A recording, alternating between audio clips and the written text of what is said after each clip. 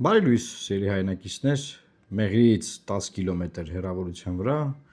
կազմակերպվեց եւ ավարտվեց Արևմտյան Ադրբեջանի փառատոնը։ Կարճ դրվագ Ազատություն ռադիոկայանի ռեպորտաժից։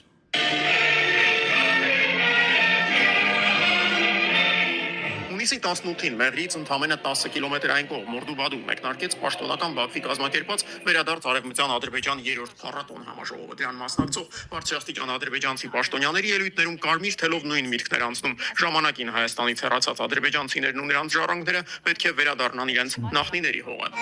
Ata-baba yurtlarımıza dönmek ve orada hayatımızı devam ettirmekten. Քաղաքական մասից բացի Օրդուբադի համաժողովը նաև երաժշտական հատված ուներ, որի ընթացքում երբեմն հնչում էին կատարումներ, որոնք կասկածելիորեն հիշեցնում էին հայկական ժողովրդական երգերի ադրբեջանացված տարբերակները։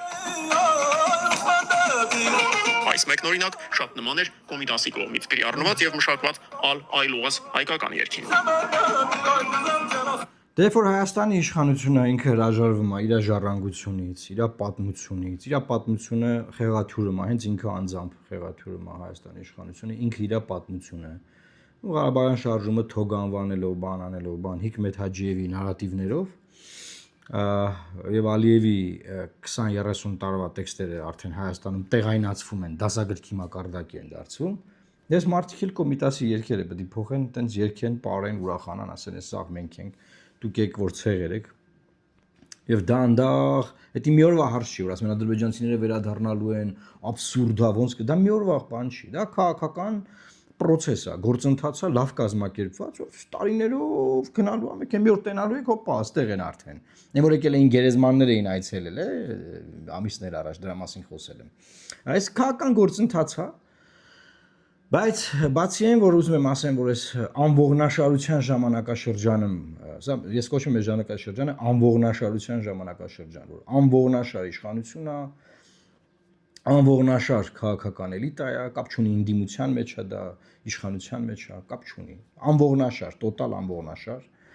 Հա, այս ժամանակաշրջանը մի հատ լուսավոր բան եմ ուզում պատմեմ ձեզ, որ տեղի ունեցել անձամբ իմ հետ Լեռնային Ղարաբաղի Դրամբոն համայնքում, ուրեմն 2016 թվականի քարորյա պատերազմից հետո ազգային ժողովի տարբեր ուժերից խմբեր կազմվեցին հենց պատերազմի հաջորդ օրը ուղարկվեցին Լեռնային Ղարաբաղի այն շրջաններ, որոնք հարձակման տակ են եղել կամ որոնք որ վտանգված են, որտեղ կային փախստականներ արդեն այն շրջաններից, որոնք հարձակման տակ են եղել։ Եվ ես եւ Ալեքսանդր Արզումանյանն էինք մի շարք համայնքներ ենք այցելել եւ Դրամբոն համայնքն է շատ տպավորվել, որ Դրամբոն համայնքի գյուղապետը, համայնքի ղեկավարը մեզ պատմում էր, որ կռիվը սկսվեց, ոնց եղավ, ինչ եղավ, բան, ու ինքը ասեց, ես հենց այդ գիշեր հրաման եմ ստորագրել, հրաման եմ տվել, եւ այդ հրամանը կարդաց, որ հրամանը կարդաց, ես ուղղակի ժողովուրդ ապշած էի այդ մարդու գիտելիքների վրա, այդ մարդու կազմակերպչական հմտությունների վրա, այդ մարդու հեռատեսության վրա, որ ինքը ոնց կարա տենց հրաման գրի, գյուղապետը ոնց կարա այդ ձևի հրաման գրի, պեչատի ու սկսի իրագործել հրամանը։ Ու այդ բանի մեջ sense ասի խնդրում եմ, էլի դե հաց կերանք իրար հետ բան նստեցինք, գյուղացիների հետ հանդիպում կար, դուխ էինք տալի, իմաստն էր որ դուխ տայինք, այսինքն Հայաստանի ազգային ժողովից մարդիկ գնաց է դուխ են տալի, որ մենք ձեր հետ ենք, մենք ձեզ պաշտպանում ենք, ոչ մի գրամ չվախենակ, չլքեք գյուղերը, համայնքները, բան, ահա որ սարսափելի վախ կար։ Դե մարդկանց էին գլխատել, տարեց մարդկանց էին սպանել տներում, բան։ Եվ այդ վախից այդ մարդկանց այդ ահա որ վիճակ էր, էլի ուզում եմ այդ իրավիճակը նկարագրեմ ու գյուղապետին խնդրեցի, որ հրամանը ինձ տա։ Գյուղապետը հրամանը ինձ նվիրեց։ Եվ անցել է 10 տարի,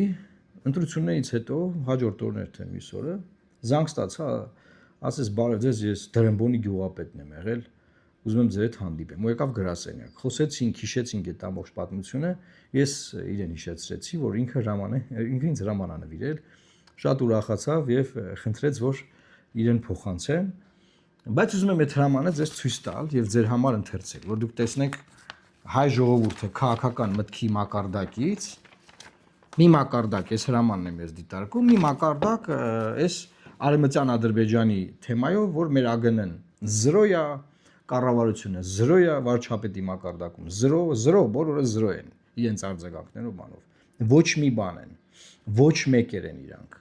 իրանք հայ ժողովրդի ոչ մի շահի հետ կապ չունեն, բացարձակապես Հայաստան պետության ոչ մի շահի հետ կապ չունեն, բայց հայ ժողովուրդը տենց նորից գնացել է ընտրել է, ասենք կեղծիքներ են եղել, բան են եղել, բայց փաստա չէ որ 100,000-ավոր մարդիկ գնացել ընտրել են, օքեյ։ Հիմա ասում եմ ես գյուղապետի այս հրամանը կարդամ ձեր համար, էլի։ Սա շատ պատմական փաստաթուղթ է, քաղվածքն է իմ ձեռքում։ Ուրեմն քաղվածք 0204-2016 թվական Դրըմբոն գյուղի համայնքի ղեկավար հրամանից։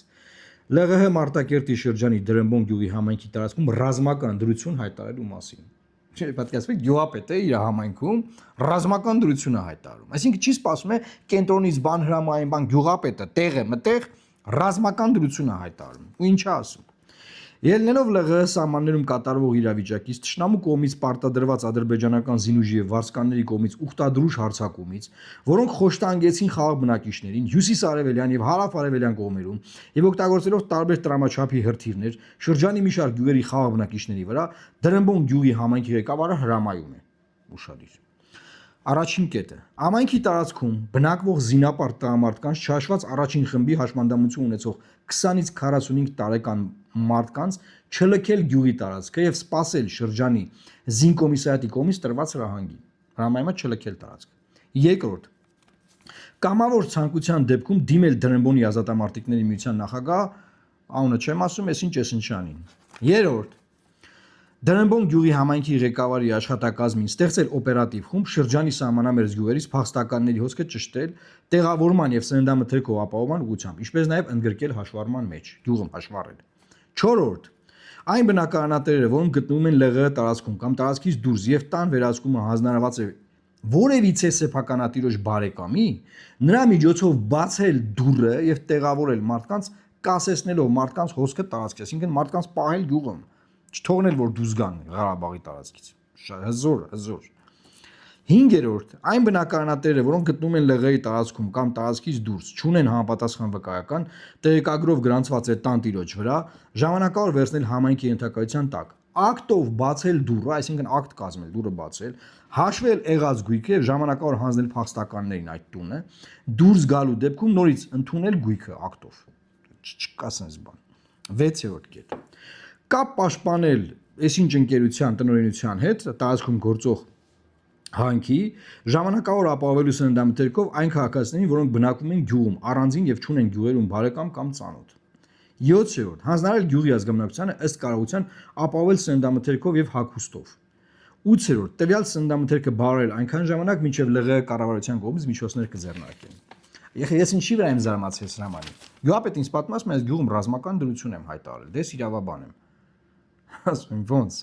Ոնց։ Ես մեր գյուղում ռազմական դրություն եմ հայտարարել, որ իրավիճակը բան անեմ, մինչև կենտրոնից կապ չկա, կապը կտրված, բան չկա։ Հասկանում եք, այս մարդիկ ոնց են պայքարել, ոնց են պահել։ Ու նայեք այսօրվա անողնաշարությունը, անինքնասերը լինելը։ Եվ 9-րդ կետն եմ ուզում կարդամ, չկա sense բան։ 9-րդ կետը իմ ամենասիրած կետն է, նայեք, կնիքը։ 9-րդ կետ. Կոչ եմ անում համայնքի ազգաբնակչությանը, սկսած իմ ընտանիքի անդամներից, չընթարկվել թշնամու կեղծ սադրանքներին, ձեռք բերել Ղարաբաղցու ոգով արիություն, պայքարել մինչև վերջին հայը, քանի որ մեր ազգի լինել չինել յուրաքանչյուրից է կախված, փառք մեր բանակին, Աստված մեզ հետ։ Վերջակետ։ Հրամանս ուժի մեջ է 02 ապրիլի 16 թվական Դրըմբոն համայնքի ղեկավար, միաժամանակ քաղաքապաշտպանության պետ Սուրեն Շաբոյան։ Այս մարդը տարեց մարդը հիմա բանով ձեռնափայտով է քայլում, միաչքն էլ չէր տեսնում, առողջական խնդիրներ ունի, բայց այս մարդիկ են, որ մենք կարողացել ենք ժամանակին ունենալ հաղթանակ, պահել մեր տարածքները, պայքարել մեր ինքնասիրության համար, պաշտպանել մեր շահերը եւ այդ իմաստնությունը, որ այդ մարդիկ ունեն։ Այսինքն այդ մակարդակի իմաստնություն, ու այս մարդը նաեւ գրքեր է գրում, մի քանի իր գրած բանաստեղծություններից կարդաց եւ միտող ես ուղակի իր խոսքից գրեցի լավ է մահանամ հողին կարոտով, քան թե ենթարկվեմ թուրքին ամոթով։ Ուժեղ է, չէ՞։ Լավ է մահանամ հողին կարոտով, քան թե ենթարկվեմ թուրքին ամոթով։ Հիմա սա ինչ է, այսինքն ընտրություններ ա եղել Հայաստանում, ընտրությունները վերջացել ա, ոնց վերջացել ա։ Ու մեկ էլ այս մարդը զանգում է ինձ 10 տարի ես մարդուց ոչ մի տեղեկություն չեմ ունեցել։ Եվ իմ արխիվում հայտնաբերում եմ այս հրամանը։ Սա բավականին իմ քաղաքական, մարտական, որպես հայ մարդ ոգին բարձրացնող օրինակ է։ Եվ ես ուզում եմ այս օրինակը կիսվել բոլորիդ հետ, որ դուք էլ կիսեք, տարածեք, նայեք, որ այսպես մարդիկ են, այս ձևի մարդիկ են, որ ինչ որ պահի կանգնում են եւ ասում են sense չի լինի։ Ու չեն թողնում, որ իրավիճակը ճկվի դեպի անողնաշարության հատված, դեպի անինքնասերը լինելու, հա, դեպի նողկալիություն, չգիտեմ, ինչ բառեր փնտրեմ այս վիճակին, որ Արևմտյան Ադրբեջանի փառատոն ա գնում ու այդ նույն ժամանակահատվածում այդտեղ Հիկմետ Հաջիևին են դիմավորում, Դիլիջանում մանտալի բան տենց։ Ընդ որում էս բանը Մարտունու շրջանա, չկներեք, Մարտակերտի շրջան։ Էս էլ ուզում ասել, որ ես որոշել էի, որ սա կիսվեմ, պատմեմ ձեզ եւ ասեմ հետեւյալը։ Այն հույսը, որ ինձ ներշնչում է այս մարդը, որ այսօր Հայաստանում է որպես փախստական, նրա միտքը, նրա արած գործը եւ ինքը մի օրինակ է։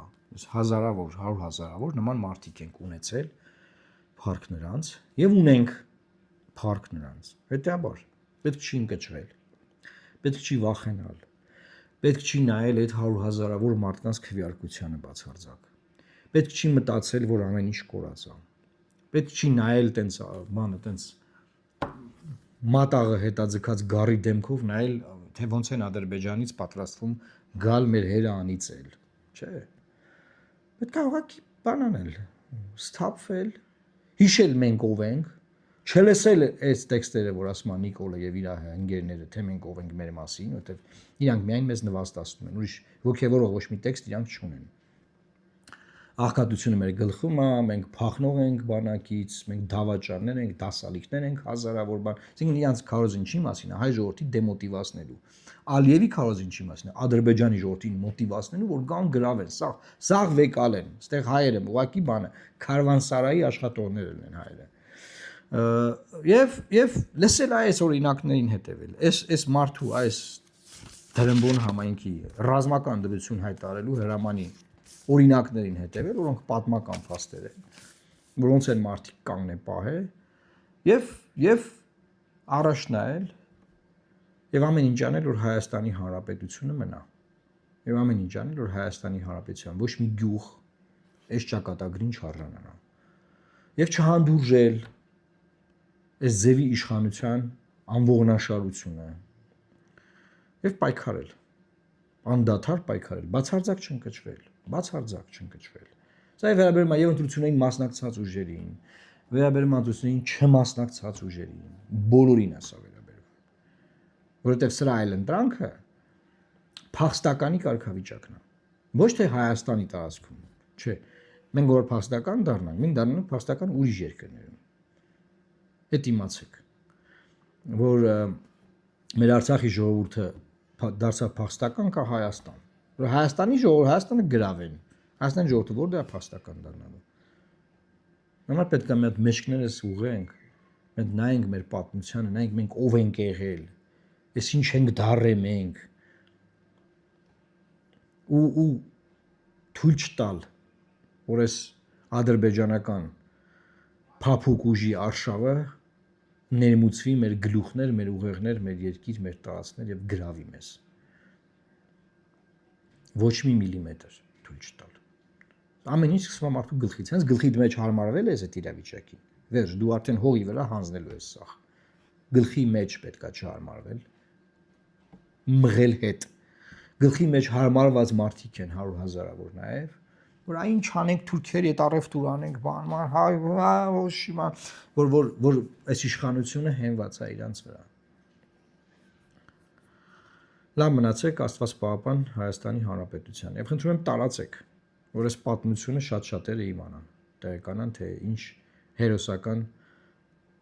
ասենք 100 տարի առաջվա պատմություն չէ, 10 տարվա առաջվա պատմություն, ինչ հերոսական պատմություն մենք ունենք։ Լավ մնացեք։